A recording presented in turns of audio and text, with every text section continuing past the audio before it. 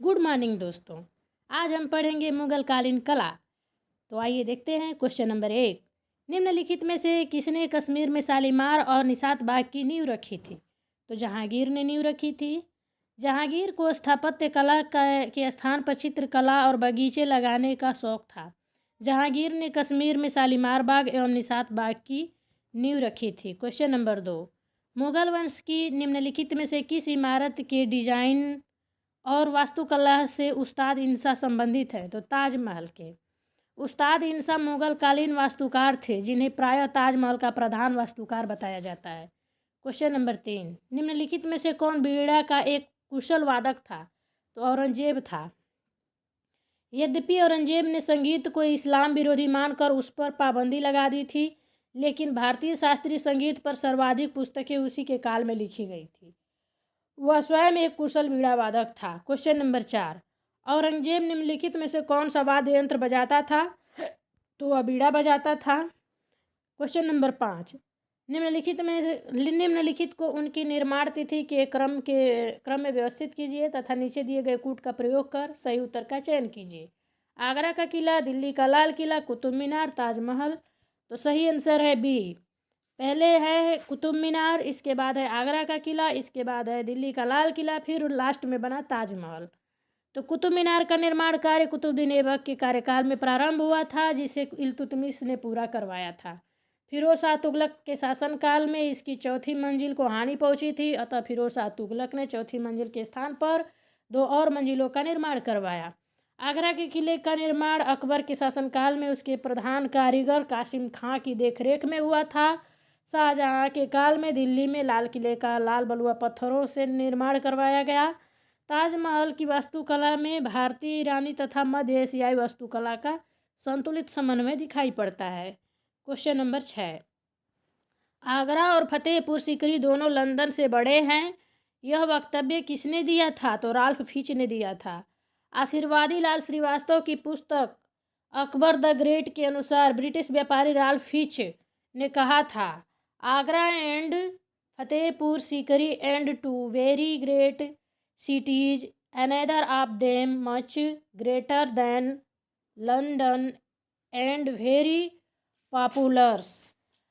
तो आइए अगला क्वेश्चन नंबर 7 है, शालीमार बाग बनवाया था? तो जहांगीर ने बनवाया था। मुगल शासकों ने भारत में उद्यानों का विकास बड़े पैमाने पर किया। बाबर ने आगरा में आराम बाग तथा जहांगीर ने कश्मीर की घाटी में अनेक उद्यान लगवाए, जिनमें शालीमार बाग सबसे प्रसिद्ध है। शाहजहां ने कश्मीर में निशात बाग और चश्मा ए शाही उद्यान लगवाए। क्वेश्चन नंबर 8, निम्नलिखित में से कौन सही सुमेलित है? तो वो है डी, औरंगजेब और खुलदा बाग। तो औरंगजेब की मकबरा खुलदा बाग में स्थित है। बाबर का मकबरा काबुल अफगानिस्तान में है। अकबर का मकबरा सिकंदरा आगरा में है। जहांगीर का मकबरा लाहौर में है तथा औरंगजेब का मकबरा भारत के महाराष्ट्र राज्य के खुलदा बाग में है, अतः डी विकल्प सही सुमेलित है। क्वेश्चन नंबर 9, मुगल स्मारक के किस भाग में मेहराब पाए जाते हैं? तो मुख्य द्वार पर। मुगल स्मारक के मुख्य द्वार में मेहराब पाए जाते हैं। मेहराब मुख्यतः द्वार के ऊपर का अर्धमंडलाकार बनाया हुआ भाग होता था। अकबरकालीन इमारतों में मेहराबी और सतीरी शैली का समान अनुपात में प्रयोग मिलता है। अन्य महत्वपूर्ण तथ्य, हुमायूं के मकबरे का निर्माण अकबर की सौतेली मां हाजी बेगम ने मिराक मिर्जा गियास की देखरेख में कराया था। शेर शाह ने दिल्ली के पुराने किले के अंदर किला ए कुन्हा नामक मस्जिद का निर्माण करवाया था। मुगल स्थापत्य कला में पहली बार पित्रादुरा का प्रयोग एतमादुद्दौला के मकबरे में हुआ। क्वेश्चन नंबर 10, जोधाबाई का महल स्थित है? फतेहपुर सीकरी में स्थित है। अकबरकालीन निर्मित जोधाबाई का महल फतेहपुर सीकरी का सबसे बड़ा महल है। इस पर उत्कीर्ण अलंकरणों की प्रेरणा दक्षिण के मंदिरों की वास्तुकला से लिया गया है। इस पर गुजराती शैली का व्यापक प्रभाव दिखाई पड़ता है। इससे संबंधित अन्य महत्वपूर्ण तथ्य है, तुर्की सुल्ताना का महल इतना सुंदर था कि पर्सी ब्राउन ने उसे स्थापत्य कला का मोती कहा है। संगमरमर द्वारा निर्मित जामी मस्जिद को फतेहपुर का गौरव कहा जाता है। फर्ग्यूसन ने पत्थर में रूमानी कथा के रूप में प्रशंसित किया है। फर्ग्यूसन ने ठीक ही कहा है कि फतेहपुर सीकरी किसी महान व्यक्ति के मस्तिष्क का प्रतिबिंब है, ऐसा फर्ग्यूसन ने कहा है। क्वेश्चन नंबर 11, मुगल काल में चित्रकला का प्रारंभ किया था? हुमायूं का किया था। चित्रकला के क्षेत्र में मुगल शैली का प्रारंभ हुमायूं ने किया था। मुगल चित्रकला की नींव हुमायूं के शासनकाल में ही पड़ी। अपने फारस एवं अफगानिस्तान में निर्वासन काल में उसने मीर सैयद अली और अब्दुल समद नामक 2 पारसी चित्रकारों की सेवाएं प्राप्त की, जिनके द्वारा ही मुगल चित्रकला की शुरुआत की गई थी। इन्होंने मिलकर एक उन्नत कला संगठन की स्थापना की थी। क्वेश्चन नंबर 12, निम्नलिखित में से किसे दोहरे गुंबद का प्राचीनतम उदाहरण माना जाता है? वो है ए, हुमायूं का मकबरा दिल्ली में स्थित है। हुमायूं का मकबरा मुगल काल का तथा अकबर के शासनकाल में बनी पहली इमारत है। इसका निर्माण हुमायूं की प्रिय पत्नी हाजी बेगम ने अपनी देखरेख में करवाया था। यह मकबरा भारतीय रूप में ईरानी शैली पर आधारित स्थापत्य कला का सुंदर उदाहरण है। दोहरी गुंबद वाला यह मुगल काल का पहला उदाहरण है। अन्य महत्वपूर्ण तथ्य, हुमायूं के मकबरे का नक्काशी फारसी शिल्पकार मिराक मिर्जा गियास ने तैयार करवाया था। पर्सी ब्राउन के अनुसार वह ईरानी कल्पना की भारतीय व्याख्या है। पर्सी ब्राउन कहते हैं कि वह ईरानी कल्पना की भारतीय व्याख्या है। डॉक्टर कानूनगो कहते हैं कि यह बाहर से मुस्लिम तथा अंदर से हिंदू है। आइए देखते हैं अगला क्वेश्चन नंबर 13। तानसेन ने निम्नलिखित में से किस संगीत शैली वाद्य यंत्र का आविष्कार किया था? तो रुद्र बीड़ा वाद्य यंत्र का आविष्कार किया था। तानसेन अकबर के दरबार का प्रसिद्ध संगीतज्ञ था। वह अकबर के नवरत्नों में से एक था। अकबर के दरबार में आने से पूर्व तानसेन रीवा के राजा रामचंद्र के दरबार में था। अकबर ने उसे कंठाभरण बाड़ी बिलास की उपाधि प्रदान की थी। उसके द्वारा सृजित रागों में मियाँ की तोड़ी, मियाँ की मल्हार, मियाँ की सारंग व दरबारी कन्हारा प्रमुख है। उसने रुद्र वीणा नामक वाद्य यंत्र का आविष्कार भी किया था। अपने अंतिम समय में तानसेन ने ग्वालियर के प्रमुख सूफी संत मोहम्मद गौस की शिष्यता ग्रहण की थी। मोहम्मद गौस से ही उसने ईरानी संगीत की शिक्षा प्राप्त की थी। तानसेन का प्रारंभिक नाम रामतनु पांडे था। क्वेश्चन नंबर 14, निम्नलिखित में से किस किले का निर्माण अकबर द्वारा नहीं करवाया गया था?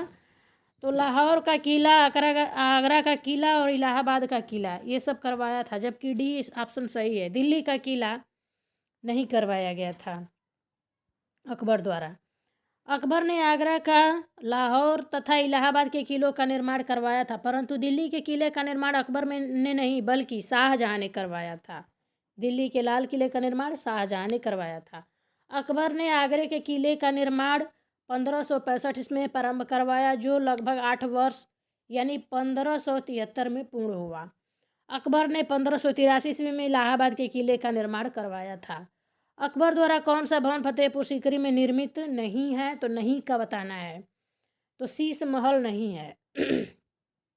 आगरा से 36 किमी की दूरी पर सीकरी नामक एक गांव स्थित था। यहीं प्रसिद्ध सूफी शेख सलीम चिश्ती रहा करते थे, जिनके दर्शन हेतु अकबर प्रायः सीकरी जाया करता था। अकबर द्वारा बनवाई गई श्रेष्ठतम इमारतें यहीं स्थित है। यहाँ स्थित प्रमुख इमारतों में दीवाने आम, दीवाने खास, कोषागार, ज्योतिष की बैठक, पंचमहल, खास महल, तुर्की सुल्ताना की कोठी, जोधाबाई का महल, हवा महल, मरियम की कोठी, बीरबल की कोठी आदि है। तुर्की सुल्ताना का महल इतना सुंदर है कि पर्सी ब्राउन ने उसे स्थापत्य कला का मोती कहा है। क्वेश्चन नंबर 16, अकबर कालीन किस भवन या किन भवनों की स्थापना योजना को बौद्ध स्थापत्य से प्रेरणा मिली? तो फतेहपुर सीकरी का पंचमहल, सिकंदरा में आगरा का मकबरा।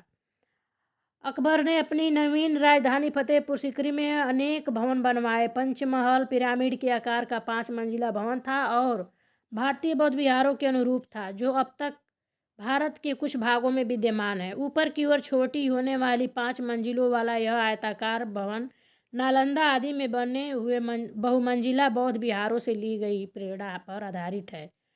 अकबर का मकबरा जहांगीर के शासनकाल में निर्मित हुआ था। इस मकबरे में 5 मंजिलें हैं।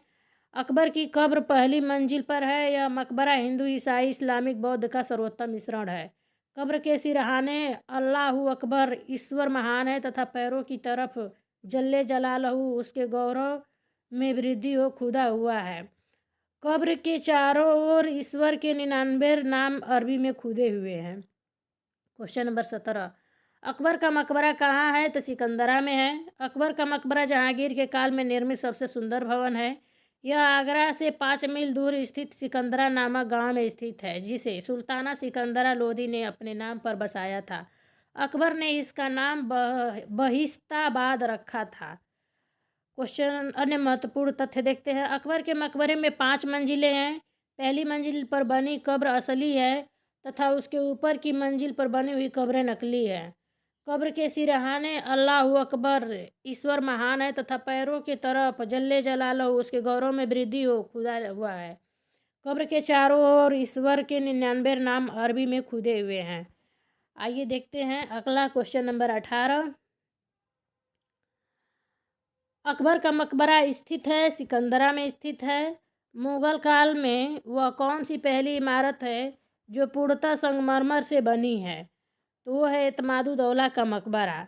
एतमादुद्दौला का मकबरा नूरजहाँ ने 1622 से 28 ईस्वी के मध्य में अपने पिता की मृत्यु के बाद बनवाया। यह आगरा में यमुना नदी के तट पर स्थित एक अत्यंत अलंकारिक इमारत है। मुख्य मकबरा श्वेत संगमरमर का है। इस मकबरे का अपना विशिष्ट स्थान है। यह पहली कृति है जो पूर्णतया संगमरमर से बनाई गई। इसमें गुदाई एवं संगमरमर के अलावा पित्राधुरा या पित्राड्यूरा का प्रयोग सजावट हेतु पहली बार किया गया है। Question number 20। आगरा का इतमाद उद दौला आगरा का इतमाद उद दौला का मकबरा किसने बनवाया? तो नूरजहाँ ने। इतमादुद्दौला या इतमादुद्दौला इसी को कहते हैं। इतमाद उद दौला का मकबरा किसने बनवाया? नूरजहाँ ने। इतमादुद्दौला का मकबरा बनवाया गया था तो नूरजहाँ ने बनवाया था जहांगीर के समय में। इतमादुद्दौला का मकबरा नूरजहाँ द्वारा 1622 से 28 ईस्वी के मध्य जहांगीर के शासनकाल में बनवाया गया था। यह पहली कृति है जो पूर्णतः संगमरमर से बनाई गई है। इसमें गुदाई एवं संगमरमर के अलावा पित्राधुरा का प्रयोग सजावट हेतु पहली बार किया गया है। Question number 23। पिट्राड्यूरा नामक सजावट की विधि मुगल इमारतों में निम्नलिखित शासकों में से किसके शासनकाल के दौरान इस्तेमाल की जाने लगी? तो वो है जहांगीर के शासनकाल के दौरान। एक प्रत्यक्षदर्शी ने भारत की किस इमारत में उत्प्रेरित होकर कहा था कि उसे जन्नत से धरती पर उतारा गया है? तो ताजमहल को। उक्त कथन ताजमहल के संदर्भ में कहा गया है। सूची फर्स्ट को सेकंड से सुमेलित करना है। सासाराम में मकबरा, फतेहपुर सीकरी, जामा मस्जिद, चार मीनार। तो आइए देखते हैं इसका सही सुमेलन एक ही बार। सासाराम में मकबरा शेर शाह का बना है। फतेहपुर सीकरी अकबर ने बनवाया। जामा मस्जिद शाहजहाँ ने। चार मीनार मोहम्मद कुली कुतुब शाह ने बनवाया था चार मीनार को। मुगल कालीन वास्तुकला के बारे में किसने कहा कि मुगल काल भारतीय वास्तुकला का ग्रीष्म काल है जो प्रकाश और उर्वरा का प्रतीक माना जाता है? तो पर्सी ब्राउन ने कहा था। पर्सी ब्राउन ने मुगल काल को भारतीय वास्तुकला का ग्रीष्म काल माना है जो प्रकाश और उर्वरा का प्रतीक माना जाता है। अन्य महत्वपूर्ण तथ्य। स्मिथ ने मुगल कालीन वास्तुकला को कला की रानी कहा है। स्मिथ ने मुगल कालीन वास्तुकला को कला की रानी कहा है। हुमायूं के मकबरे को ताजमहल का पूर्वगामी भी कहते हैं। दिल्ली स्थित मोती मस्जिद का निर्माण औरंगजेब ने करवाया था। तो हुमायूं के मकबरे को ताजमहल का पूर्वगामी भी कहते हैं और दिल्ली स्थित मोती मस्जिद का निर्माण औरंगजेब ने करवाया था। सूची फर्स्ट को सेकंड से सुमेलित करना है। स्मारक एक तरफ दिया है, दूसरी तरफ उसके निर्माता हैं। अलाई दरवाज़ा दिल्ली, बुलंद दरवाज़ा फतेहपुर सीकरी, मोती मस्जिद आगरा, इतमादुद्दौला का मकबरा आगरा। तो आइए इसका सही सुमेलन देख लेते हैं। अलाई दरवाज़ा दिल्ली अलाउद्दीन खिलजी ने बनवाया। बुलंद दरवाज़ा फतेहपुर सीकरी अकबर ने बनवाया था। मोती मस्जिद आगरा शाहजहाँ ने बनवाया था। इतमादुद्दौला का मकबरा नूरजहाँ ने बनवाया था। आगरा के किले की मोती मस्जिद का निर्माण निम्नलिखित में से किसने करवाया था? तो वो है शाहजहाँ ने करवाया था। शाहजहाँ ने निम्नलिखित किस इमारत का निर्माण करवाया था? तो मोती मस्जिद आगरा का निर्माण कराया। और चित्रकला की शैली को निहाल चंद ने समृद्ध किया था? तो किशनगढ़ शैली को। राजस्थान की किशनगढ़ चित्रकला शैली अपने श्रृंगारिक चित्रों के लिए संपूर्ण भारत में जानी जाती है। इस शैली पर मुगल कला का भी प्रभाव पड़ा। इस शैली के चित्रों में भावाभिव्यक्ति की गहराई अद्भुत है। इस शैली के प्रमुख कलाकार अमी चंद्र, छोटू, भवानी दास, निहाल चंद, सीताराम आदि हैं। यह शैली दरबार तक सीमित रही, फिर भी अनेक विषयों का चित्रण हुआ, जैसे राधा कृष्ण की प्रणय लीला, नायिका भेद, गीत गोविंद, भगवत पुराण, बिहारी चंद्रिका आदि। अगला है क्वेश्चन नंबर 35। निम्न में से कौन सा अधिकारी इस्लामी कानून का संरक्षक था? तो सद्र उस सुदूर। सद्र उस सुदूर के अनेक कार्य थे। प्रथम, यह दान विभाग के प्रधान अधिकारी के रूप में कार्य करता था। दूसरे, यह बादशाह को धार्मिक विषयों पर परामर्श दिया करता था। तीसरा, प्रधान काजी के रूप में इसे मुकदमों का निर्णय भी देना होता था। चौथा है, यह प्रांतीय काजी तथा स्थानीय काजियों के निर्णयों के विरुद्ध अपीलें भी सुनता तथा निर्णय देता था। न्याय के क्षेत्र में बादशाह के पश्चात इसका दूसरा स्थान था। यह प्रांतीय एवं स्थानीय काजियों की नियुक्ति के लिए बादशाह से सिफारिश भी किया करता था। उत्तर प्रदेश माध्यमिक शिक्षा सेवा चयन बोर्ड ने अपने प्रारंभिक उत्तर पत्रक में इस प्रश्न का उत्तर सही माना था, लेकिन संशोधित उत्तर पत्रक में इस प्रश्न का उत्तर गलत माना गया, फॉल्स माना गया। अन्य महत्वपूर्ण तथ्य, मुहतसिब जन आचरण निरीक्षण विभाग का प्रधान था। इसका कार्य प्रजा के आचरण को उच्च बनाए रखना था। न्याय विभाग काजी उल कुजात अर्थात मुख्य काजी के अंतर्गत था। मुगल बादशाह स्वयं राज्य के सबसे बड़े न्यायाधीश होते थे, किंतु उनके न्यायाधीश कार्यों में सहायता के लिए राजधानी में एक मुख्य काजी होता था। मुख्य काजी मुस्लिम कानून के अनुसार न्याय करता था। मीर ए समाह को खान ए समाह के नाम से भी जाना जाता था, जो शाही गृह विभाग का प्रधान अधिकारी था। इसका कार्य शाही रसोई घर तथा राजमहल की अन्य आवश्यकताओं की व्यवस्था करना था। Question number 36। सदर उस सुदूर की निम्नलिखित में से कौन सी जिम्मेदारी नहीं थी? तो ऐसी महल के गार्ड की व्यवस्था करना और उन्हें पुरस्कार के लिए सिफारिश करना, यही जिम्मेदारी नहीं थी, बाकी तीनों थी। यानी राजा को शरीयत या पवित्र कानून के प्रवर्तन और व्याख्या के विषय में सलाह देना, यह भी सही था। योग्य विद्वानों और कमजोर वर्गों को निर्वाह भत्ता प्रदत्त करना था, यह भी सही है।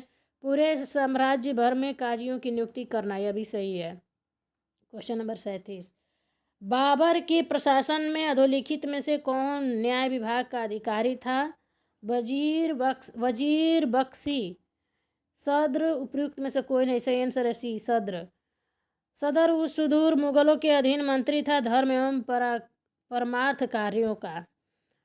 39। अलतमगा भूदान किसने आरंभ किया? जहांगीर ने। अलतमगा जागीर की शुरुआत जहांगीर के समय में हुई। यह एक सरकारी अनुदान के रूप में केवल उन्हीं को दी जाती थी जिन परिवारों पर बादशाह की विशेष कृपा होती थी। अन्य महत्वपूर्ण तथ्य, चौधरी और कानूनगो प्रत्यक्ष भू राजस्व प्रशासन से संबंधित अधिकारी होते थे। इनके पद कमोवेश पुश्तैनी होते थे। मुगल प्रशासनिक शब्दावली में माल शब्द भू राजस्व से संबंधित था। मुगल प्रशासन में विद्वानों एवं धार्मिक लोगों को दी जाने वाली राजस्व मुक्त अनुदान भूमि को मदद ए मास कहा जाता था। इसे सयुगल भी कहा जाता था। मदद ए मास या सयुरगल, मदद ए मास कहा जाता था, इसे सयुरगल भी कहा जाता था। Question number 40। मुस्लिम कानून का प्रतिपादन करने के लिए निम्नलिखित में से कौन उत्तरदायी था? तो मुफ्ती उत्तरदायी था। मुफ्ती अरबी न्यायशास्त्र का विद्वान होता था। मुफ्ती मुसलमानी कानून की व्याख्या करते थे। अगला क्वेश्चन नंबर 41। वे अमीर जिनके पूर्वज मुगल शासन में पहले ही सेवारत होते थे कहलाते थे, तो इनमें से कोई नहीं। आइए देखते हैं इसका सही व्याख्या क्या है। शेख ज़ादा भारतीय मुसलमानों के लिए प्रयुक्त होने वाला एक आम शब्द था, जबकि खाना एक उपाधि थी। अकबर ने बैरम खान के पुत्र अब्दुल रहीम को खाना की उपाधि दी थी। मिर्जा तैमूरी अभिजात्य वर्गीय उपनाम था। इस प्रकार इस प्रश्न का उत्तर तीनों विकल्पों में से कोई नहीं है। इससे संबंधित अन्य महत्वपूर्ण तथ्य, खानजादा का शाब्दिक अर्थ है उच्च कुल में उत्पन्न। इसका तात्पर्य मुगल सेवा में पहले से कार्यरत किसी अधिकारी के पुत्र अथवा किसी अन्य उत्तराधिकारी से होता था। तनब यानी भूमि माप के लिए प्रयुक्त लोहे के कड़ों से युक्त बांस की छड़ था। बेग मंगोल परंपरा में अमीरों के लिए प्रयुक्त किया जाने वाला शब्द था। मनसब क्या था? वो अदा था। मुगल काल में प्रचलित शब्द मनसब एक प्रकार का ओहदा, एक पद था। अगला है अन्य महत्वपूर्ण तथ्य। तकाबी सरकार द्वारा किसान को दी गई पेशगी रकम थी। खूत गांव का राजस्व वसूल करने वाला अधिकारी था। जरीबाना जरीब से भूमि मापने वाले कर्मचारी का शुल्क था। 43 मनसबदारी व्यवस्था में मनसब का निम्नलिखित में से क्या तात्पर्य है? एक पद था मनसब। 500 से 2500 से कम की जात वाले मनसबदारों को क्या कहा जाता था? तो अमीर कहा जाता था। 500 से नीचे के जात वाले मनसबदार ही कहलाते थे। 500 से 2500 तक के मनसबदारों को अमीर ही पुकारा जाता था। 2500 से ऊपर के मनसबदारों को अमीर ए आजम कहा जाता था। सैनिक अधिकारियों के सर्वाधिक प्रतिष्ठा का पद खान ए जमा और उसके पश्चात खान ए खाना था। अगला है क्वेश्चन नंबर 45। 1605 ईस्वी में मुगल सूबों की कुल संख्या कितनी थी? तो 15 थी। प्रशासन की सुविधा के लिए सर्वप्रथम अकबर ने अपने शासनकाल के 24वें वर्ष अर्थात 1580 ईस्वी में संपूर्ण साम्राज्य को 12 सूबों प्रांतों में विभाजित किया था। ये 12 प्रांत थे: आगरा, दिल्ली, इलाहाबाद, अवध, अजमेर, अहमदाबाद, गुजरात, बिहार, बंगाल, काबुल, लाहौर, मुल्तान एवं मालवा। परंतु दक्षिण विजय के बाद 3 सूबे खानदेश, बरार एवं अहमदनगर के साम्राज्य में मिल जाने से सूबों की संख्या 15 हो गई। अतः अकबर की मृत्यु के समय वर्ष 1605 में तब सूबों की संख्या 15 थी। अकबर के समय कश्मीर लाहौर प्रांत के अंतर्गत था। सिंध इस समय ठट्टा के नाम से जाना जाता था, जो मुल्तान प्रांत के अंतर्गत एक जिला था। उड़ीसा बंगाल का एक भाग था। जहांगीर के समय में कांगड़ा को विजित कर उसे लाहौर के सूबे में मिला लिया गया। इसके समय सूबों की संख्या 15 हो गई। शाहजहां के कश्मीर, ठट्टा और उड़ीसा को अलग कर उन्हें स्वतंत्र सूबा बना दिया गया। इस प्रकार शाहजहां के काल में सूबों की संख्या 18 हो गई। Question number 46। अपने शासनकाल के किस वर्ष अकबर ने अपने साम्राज्य को सूबों में विभाजित किया? तो 24वें वर्ष। मुगल साम्राज्य का प्रांतों में विभाजन पहली बार किसने करवाया था? तो अकबर ने करवाया था। किस मुगल सम्राट ने सर्वप्रथम अपने साम्राज्य को प्रांतों में विभाजित किया था? तो अकबर ने प्रांतों में विभाजित किया था। किस भारतीय शासक की प्रशासन प्रणाली में महतरफा और जातक नाम का सीमा शुल्क लगाया जाता था? मराठों द्वारा मुख्यतः महतरफा और जातक नामक सीमा शुल्क लगाया गया था। Question number 50। निम्नलिखित में से किसको मदद या मास अनुदान प्रदान किए जाते थे? तो संतों एवं विद्वानों को। मुगल प्रशासन में विद्वानों एवं धार्मिक लोगों को दी जाने वाली राजस्व मुक्त अनुदान भूमि को मदद या मास कहा जाता था। इसे सयुरगल भी कहा जाता था। दान की दी जाने वाली समस्त भूमि का निरीक्षण सद्र करता था। सद्र का यह भी दायित्व था कि इन अनुदानों का दुरुपयोग न होने पाए। यह भूमि स्थानांतरित नहीं होती थी और अनुदान ग्राही के पास वंशानुगत रूप से रहती थी। Question number 51। भूमि पैमाइश के संदर्भ में माओली क्या कार्य अर्थ है? भूमि पैमाइश के संदर्भ में भाओली का क्या अर्थ है? तो इनमें से कोई नहीं। आइए देखते हैं अन्य व्याख्या। मुगल काल में भू राजस्व निर्धारण की प्रमुख प्रणाली बटाई अथवा गल्ला बख्शी थी। इसे भाओली भी कहा जाता था। यह प्रणाली सिंध, काबुल के कुछ भाग, कंधार तथा कश्मीर में लागू थी।